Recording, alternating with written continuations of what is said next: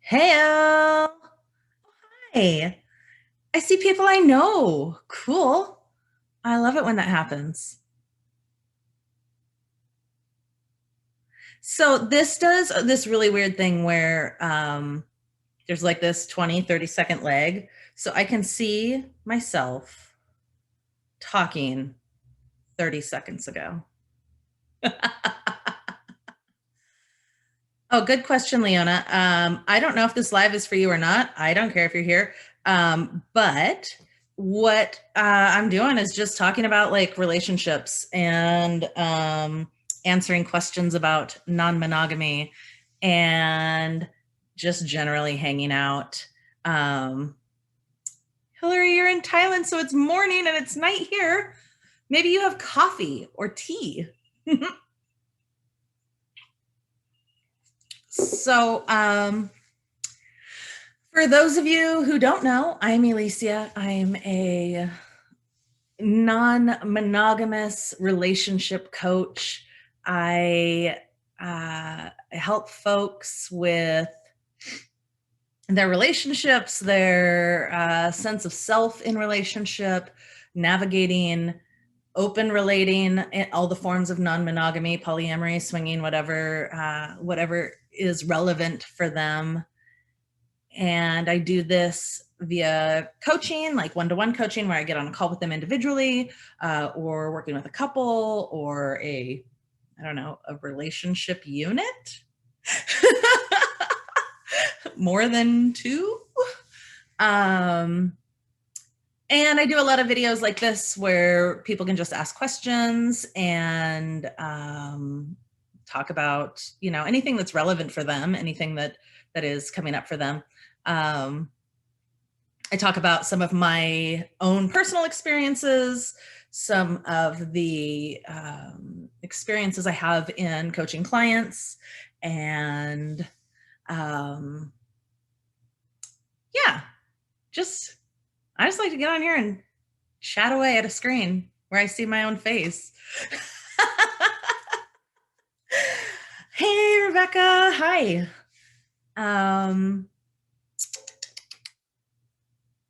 So I lost my train of thought. What was it? I got real excited about like people being here. Last time I did one of these, I forgot to set it to public, and I was the only one who could see it on my Facebook because it was set to only me. So that was a really interesting experience that I got to learn from.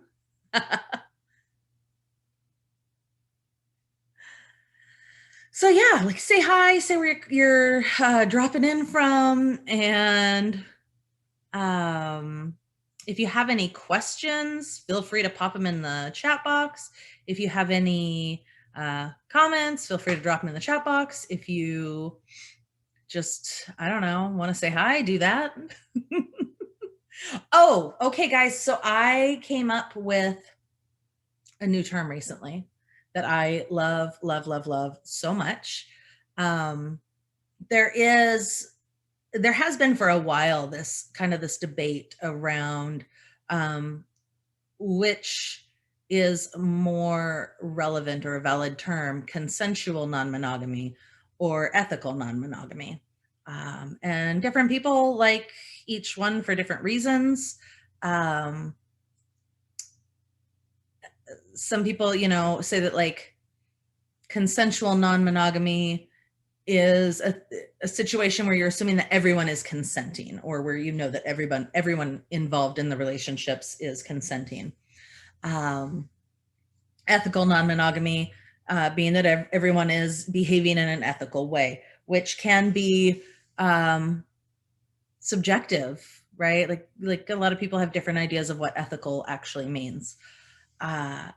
And the other night I was thinking about this. I think I was like watching people debate this in a polyamory Facebook group or something. And I thought, what about enthusiastic non-monogamy? I mean, that kind of covers all the things, right? If everybody's enthusiastic about it, then they're probably behaving ethically. They're definitely consenting. So this is my goal for everyone, that is open relating and doing non-monogamy is that they are doing it enthusiastically. Uh, and I mean, that's kind of the goal, right? I know there was, for me, especially a point in time where it didn't feel that enthusiastic. I knew what my end goal was. I knew where I wanted to be. I definitely didn't want monogamy as my relationship structure. That wasn't the choice I wanted to make. But sometimes there wasn't a lot of enthusiasm when I was sitting in the discomfort of my own insecurities and the discomfort of the things that activated jealousy. And I was enthusiastic about working through those things and getting to the root of them. So, so this is my hope for everybody, that they can come to enthusiastic non-monogamy if that's their choice.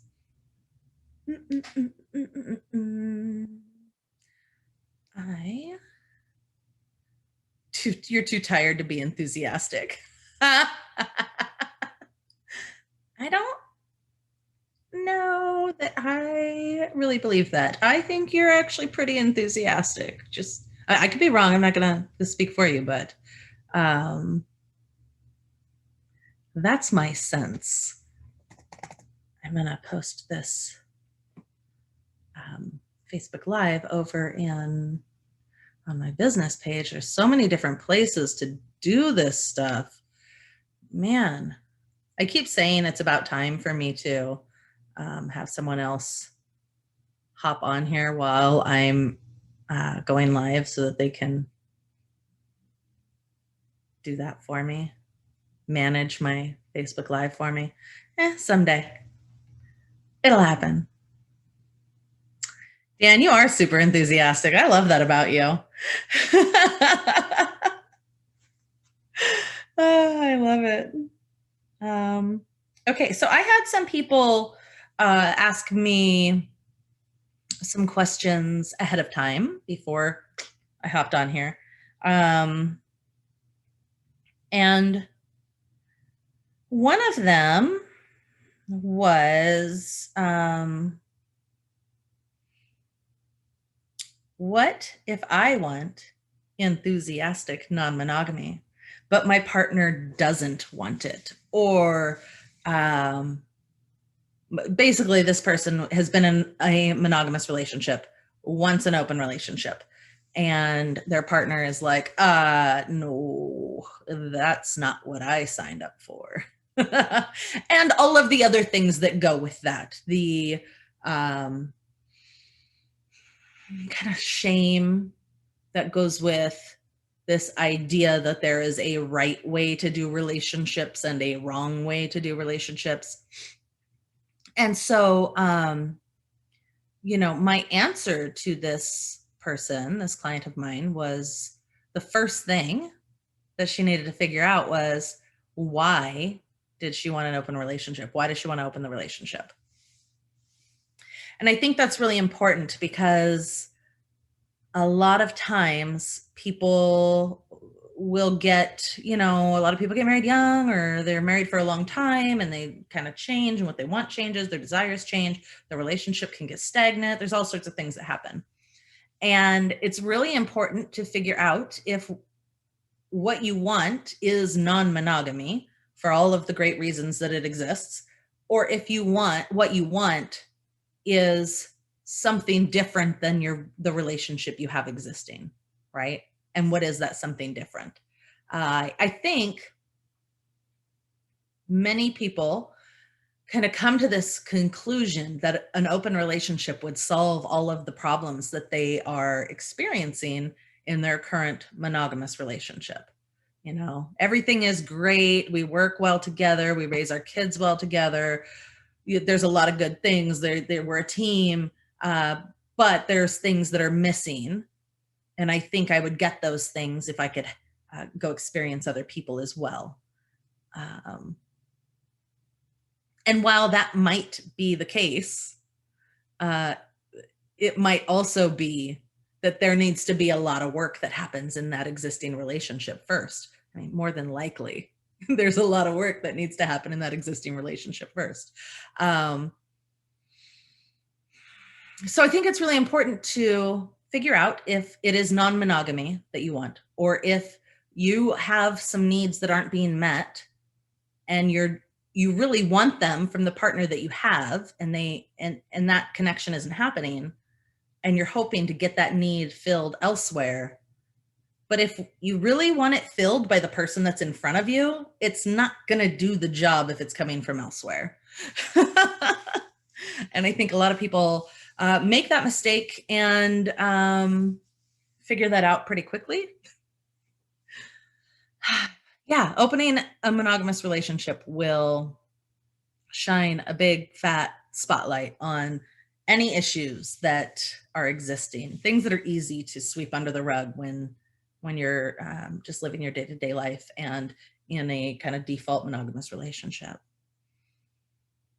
Yeah, I think that about covers it, at least from the standpoint of the person that was asking. A production assistant. Yeah, that's what I need. You want to do that? Oh my gosh, guys, did you see the Red Table Talk that happened today? I think it came out today. With Jada Pinkett Smith and her mom and her daughter Willow Smith, told the whole world that she's polyamorous, and it's just so beautiful and fantastic, and her family is super supportive, and it just made me really happy because I love watching Red Table Talk.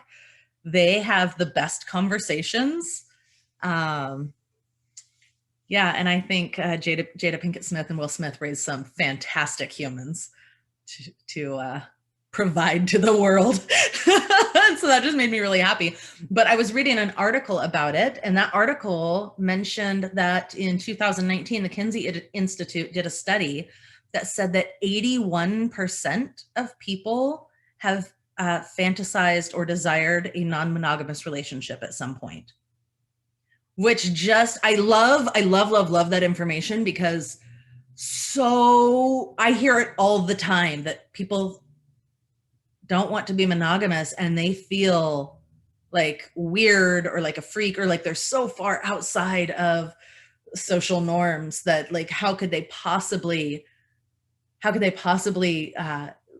live their life as it is and have this desire.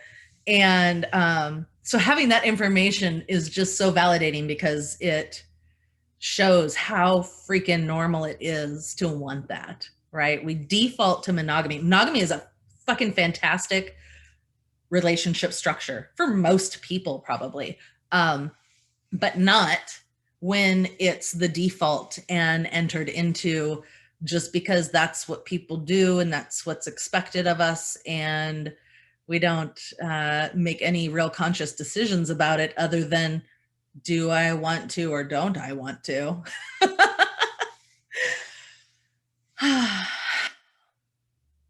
Hey, look at you guys. You're here. Yes. Yes, the Smiths are awesome. This is so funny to me that like I see people's comments like 20, 30 seconds later. I'll be chattering away and then I'll see a comment and I'm like, oh, I want to respond to that. I have a really delicious whiskey from Heritage that was from someone's small cask, and it's fantastic.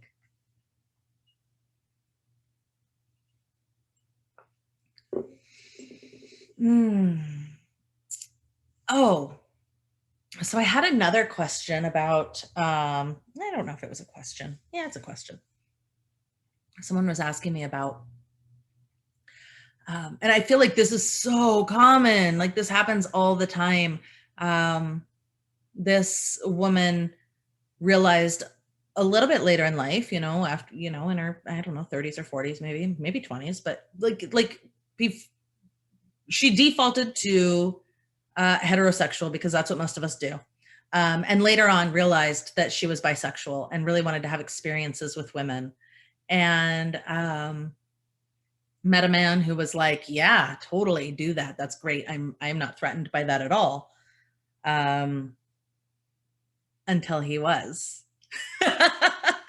And I think, oh man, I see this all the time when people are dating. People who are dating and like actively in the dating pool often are like totally fine with the idea of an open relationship. It's hot and fun and free until they fall in love and their heart is involved and their feelings and their fears are involved, and then they're like, whoa, that's not what I meant. Like, I was good then, but now it's freaking terrifying because I have no experience to draw from that tells me that there's any good possible that could come out of this, right? The stories that we hear, the stories we're told growing up, and the movies we watch are all either you get married, you fall in love, you get married, you die, you're a success at relationships because you died together. Which we all know from marriage statistics that is just not true. The other thing that we see a lot in stories is the love triangle. And now you have to choose between your two great loves. And somebody is going to be heartbroken, and there's going to be a lot of drama, and you have to choose the one that you love more rather than the one who might possibly be a better match for you. So anyways, we're taught a lot of really weird things about relationships. And so it makes sense that somebody who's monogamous is feeling threatened by the potential of another relationship. And so this woman was saying, how do I help him feel safe in this and see my point of view? In that I am bisexual and I want to have experiences with women. I want to have relationships with women, and I also love him. And I think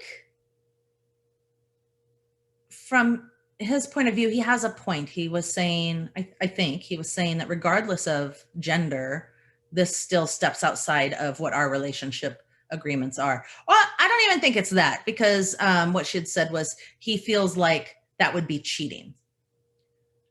So the first thing is, what are your relationship agreements? Like, are they laid out? Are they clear? What did you guys agree on?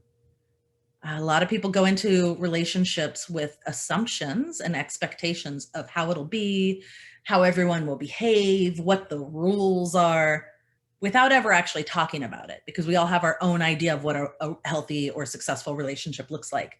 And so people just kind of go into it thinking we're on the same page, obviously, because we're in love. So we must be on the same page. We complete each other and we can read each other's minds. That doesn't really happen. So my first thing would be, what are your relationship agreements, and do they make sense? And did you agree to that? Is that what you want?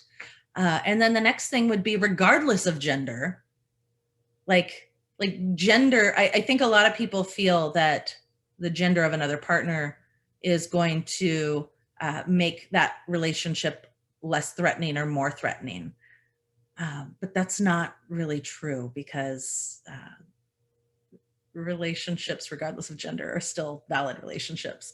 And I think a lot of people think that a relationship between two women is not a real relationship. And I think that's part of what is happening there.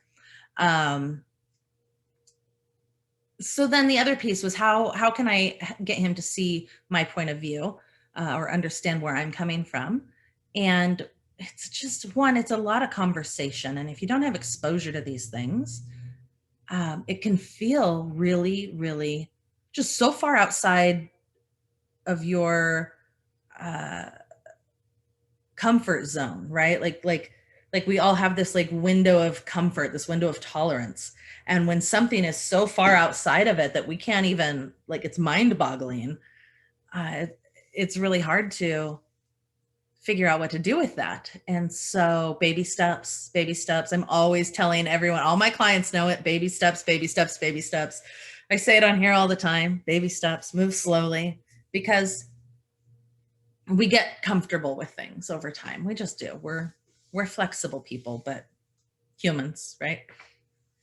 We're flexible and resilient, but we really don't like change. And we want to dig in our heels to avoid change at all costs. So yeah, what are your relationship agreements? What is it that you really want? And then the other thing that I think is really important, and I've been talking about this a lot lately, is to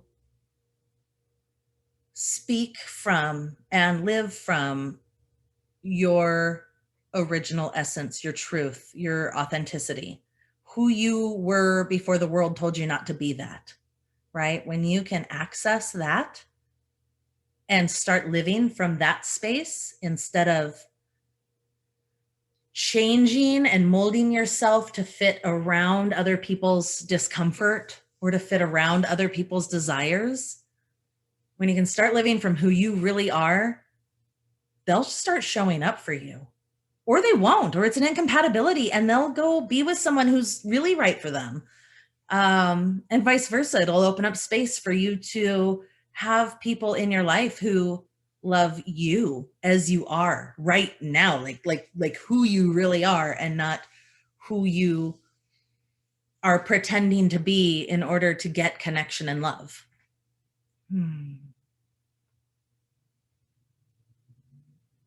There's some comments here. Oh, sangria from Trader Joe's. I went there today. I got something else that was really good. Oh, their coconut water. It was fantastic. That happened to me in junior high. The love triangle, or like, I'm bi, but yeah, I think that happens to a lot of us. The difference between agreements and rules. Yeah, it's a huge difference between agreements and rules. Rules are telling someone what they can and can't do because you are trying to protect yourself from being uncomfortable and hurt. Agreements are, and I love this because I think a lot of people think that compromise and agreement means that one person will give up what they want because they love the other person. So they'll give up what they want for the other person, and that's the compromise, or that's the agreement. And it's not. That's not compromise. That's self-sacrifice, right? So compromise or coming to an agreement is, here's what we both want.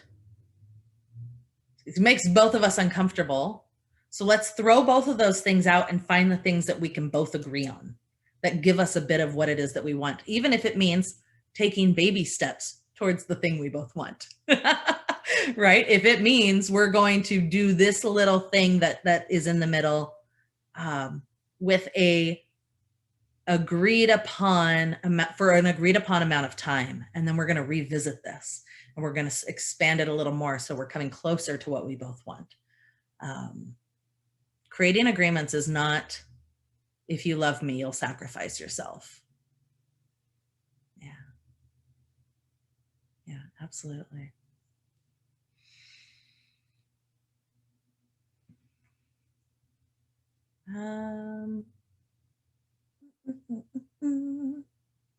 Oh yeah, I was coaching a couple this week who I've been working with them for a few months, and they had this shift in their relationship where, I mean, you can just see it on their faces. They are lit up. They're so happy. They're so deeply connected and just really feeling joy. I mean, and they were having some things that they had to work through, but they were still feeling joyous about their relationship with each other. And the difference, the change that I saw was they were both showing up super authentically. I know we hear this word authentic a lot these days, but like really what that means is like they stopped, for the most part, we all do it a little bit, but they stopped changing what they were saying, changing their desires, saying, I kind of want that thing when it's really something they really want. They just started showing up as who they are authentically in their soul, their original essence, who they were born to be. They started showing up as that person in their relationship and holding space for their partner to do the same. And their relationship has expanded in such a huge and beautiful way. I was so happy. Just, oh, my heart was so full talking to these guys because I could just see their faces lit up and their love was palpable. Yeah, showing up authentically is that's the magic. That's totally the magic. And what stops us from doing that is fear and protection. We're protecting ourselves. We we grow up and we have all of these experiences in our childhood and in our teen years and in our early relationships that are painful, right? Nobody escapes it. Nobody gets out, nobody grows up without experiencing pain, emotional pain, physical pain. It just, nobody's free of it. We all experience it, and we all have really amazing brains and nervous systems that are designed to protect us and keep us safe and make sure that we aren't kicked out of the village to go starve in the desert, right? These safety mechanisms, these protection mechanisms our body has exist for a very valid reason, to keep us alive.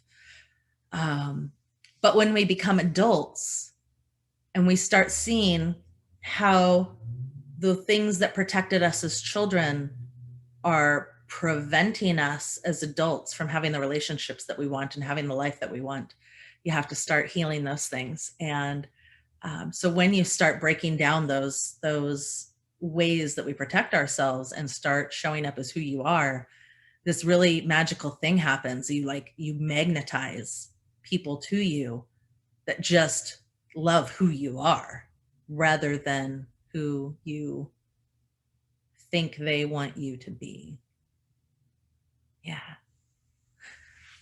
That's what I've got to say about that.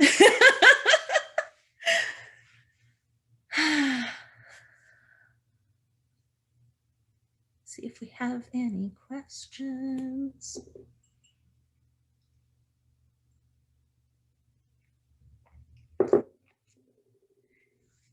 Rebecca says it's difficult to break that cycle. It really, really is.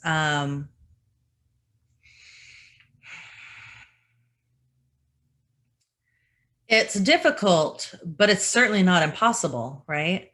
And when you have the tools available to you, when you have resources available to you, it becomes a lot easier, so much easier. Which is one of the reasons you might want to work with a professional. Me, someone else, really doesn't matter to me. But I wish for the whole world to have access and to pursue the means of breaking that cycle, that the way we protect ourselves so much that we don't ever actually get to dig into the gold and the magic and the depth of the love that is available for us. I do have a new background, and it is fire. I love it so much. I can move it anywhere. I don't, you may or may not know this, but I am on my computer in 27 different places. I show up all sorts of different places. Right now I'm in my office at home, but sometimes I'm in my office in town. Sometimes I'm in my bedroom. Sometimes I'm at a cafe. Sometimes I'm in my car. I absolutely have been known to do coaching from my car. So yes, it's nice to have a background.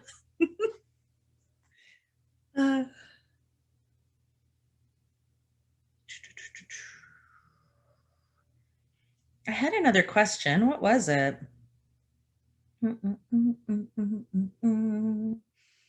Maybe I didn't. Cool. I answered all the questions that were given to me. One of the things that, oh wait, what does this say? You mentioned telling your partners what you want. Can we talk about how to get more comfortable telling them what you want, especially intimately? Oh, yes, yes. By intimately, I assume you mean sexually. And that may not be the case, but how do you get comfortable telling your partners what you want? So there's a couple of things. One is I'm going to assume that your partners want you to feel comfortable to tell them what you want. And if that is the case, then they're probably on board to do some activities that help create a safe container, that tell your body and your brain and your nervous system and your gut feelings that it's safe to talk about, right? So I bring this one up all the time on almost every call I do. One of my favorite tools is Desires, Fears, and Loves. I got this from Layla Martin, my teacher. And what this is you set a timer for 3 minutes. You sit down with your partner. One of you is the asker. One of you is the answerer. And the asker will ask the same question over and over and over. And every time you answer it, they just say thank you. They don't go into a conversation. They don't argue with you. They don't tell you why you're wrong. They don't tell you why you're right. They don't tell you how they're going to make that thing happen. They just say thank you. They just hold space and listen. And that's it. And this teaches your body, this teaches your nervous system, oh, I can say these things and I'm not going to get attacked. I can say these things and I'm not going to get judged or shamed. And then you switch and you do the same for them. And this does two things. One, it teaches you a sense of safety in the relationship and in like speaking from your heart and speaking authentically and showing up as your true self, which is really vulnerable and scary for us to do. And the other thing it does is teaches you how to hold space to do that same thing for your partner. If they tell you something really vulnerable and hard and scary and you want to either hold them and tell them it's okay and there's nothing wrong with that, or you want to go, I don't think so. Why are you doing that? Don't say that to me. But you don't do any of that. You just say, thank you. And then they feel, oh, this is a safe space that I can share from my heart. So the first question is, what do you desire? And they answer and you say, thank you. And then you ask again, what do you desire? And every time you ask this question, the answerer has to dig deeper and dig deeper. I mean, you can answer it the same every time, but that's not really going to serve you. So what it does is it allows you the space to dig a little bit deeper and find what's underneath that desire, and then find what's underneath that desire, and then find what's underneath that desire. And then you switch and you do the same for your partner. The next question is, what do you fear? When they answer, you say, thank you. What do you fear? Thank you. What do you fear? These ones, for some people, desires are harder. For some people, fears are harder. Either way, like that digging a little bit deeper below the surface answers is really magical. And then you switch. And the third question is, what do you love about me? This is my favorite one. What do you love about me? Thank you. And this can also be challenging. For some people, it's really hard to hear and receive all of these good things, right? It's really hard to hear and receive all the things that their partner loves. And for other people, it can feel really vulnerable to share what those things are, right? Like, I love you. Like, we don't need to go into it, because if I tell you that what I love about you is the way your nose crinkles when you smile, so you do it. What do you love about me? Thank you. I find that this is a very, very scary thing to start doing. Most of us have a ton of resistance around this, but you can make it fun. It doesn't have to be in the middle of an argument, right? You can make it fun, you can make it lighthearted. And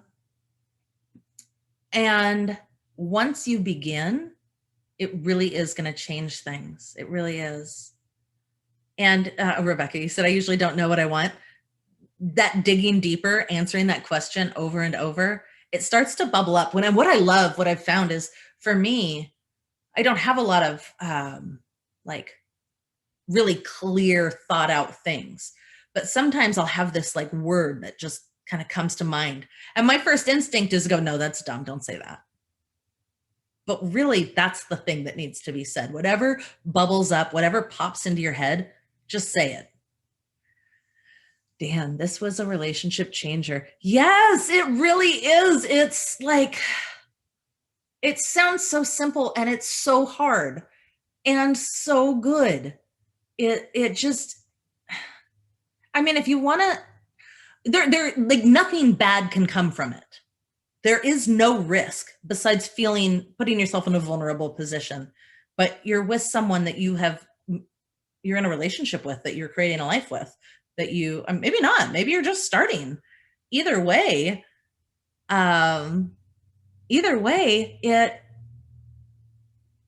this is a thing that needs to happen, you know?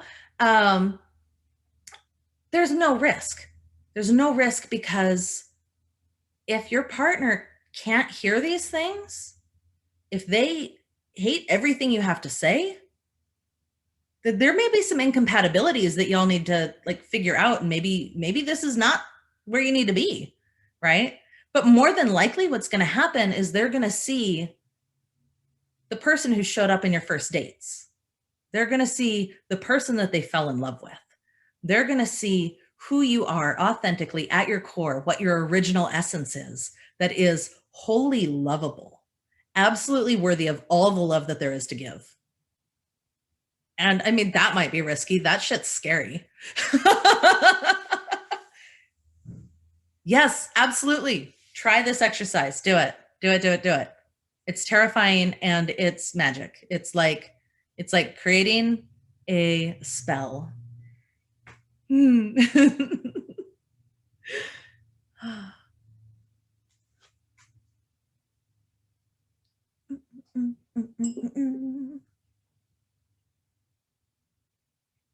Oh, I remember what I was going to say earlier. One of the things I love about doing these like Facebook Lives, like Q&A, anything where I do like a Q&A where people come and ask questions. And actually I get a lot of it, like people will send me messages on Facebook or on Instagram or shoot me emails and just like they have a question, right? And usually it's kind of a broad question. How do I tell my partner I want an open relationship? Or how do we navigate this thing that feels really difficult? And everybody's looking for an easy answer, right? I mean, God, we're all looking for an easy answer.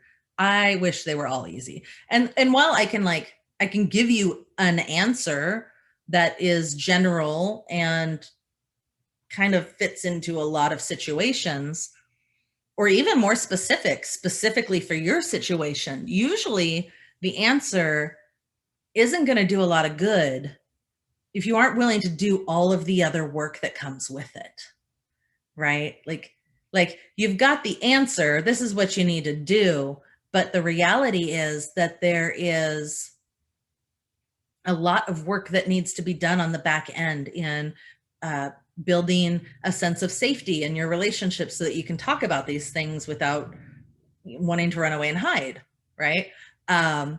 Feeling secure in yourself,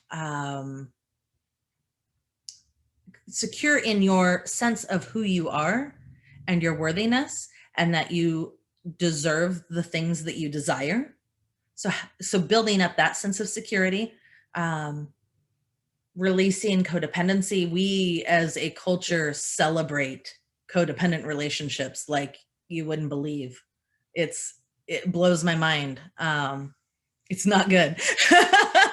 But so like doing the work to get to a place where my answer is actually going to give you the results that you're looking for. So what I love is just getting questions, answering them, and then like also going, but like you got to do all the other things too, right? How do I overcome jealousy? Well, you need to dig deep. You need to figure out what is triggering the jealousy, what is activating it. Is it really the action that your partner is doing or that someone else is doing that is causing the jealousy? Or is it that that action reminds you of a thing that happened when you were 14 and that left a really deep wound that you have protected yourself from your entire life, right? And it can take a lot of work. Journaling. I love journaling. I mean, I hate journaling, but I do it because it works. So that's one of the things I'm often telling people to do. Like, here, go write down this question and answer it 27 different ways.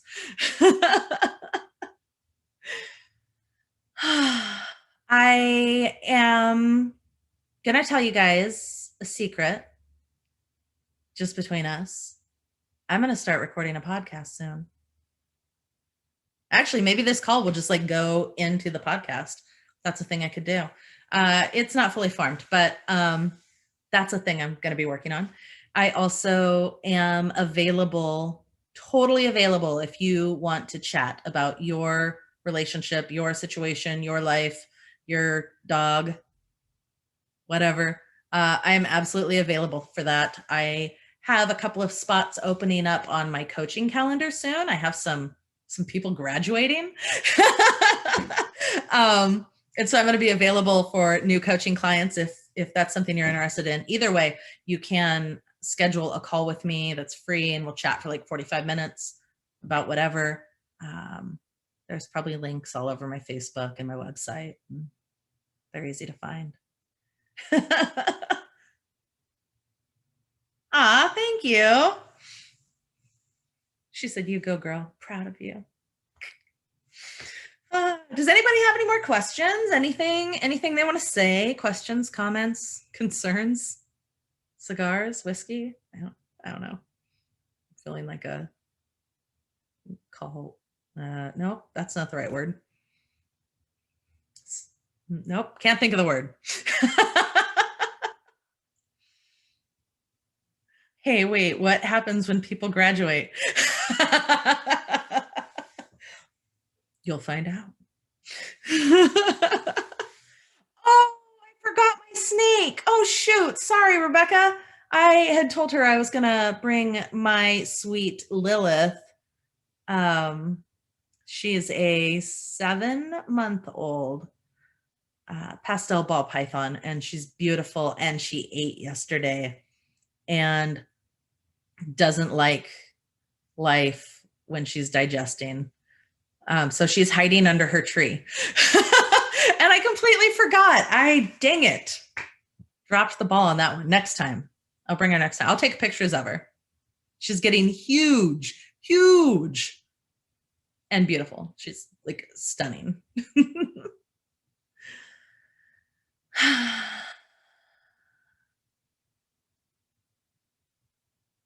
I love you all. Thank you for being here.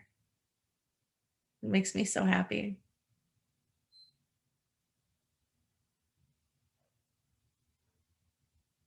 I hope you have the most wonderful evening.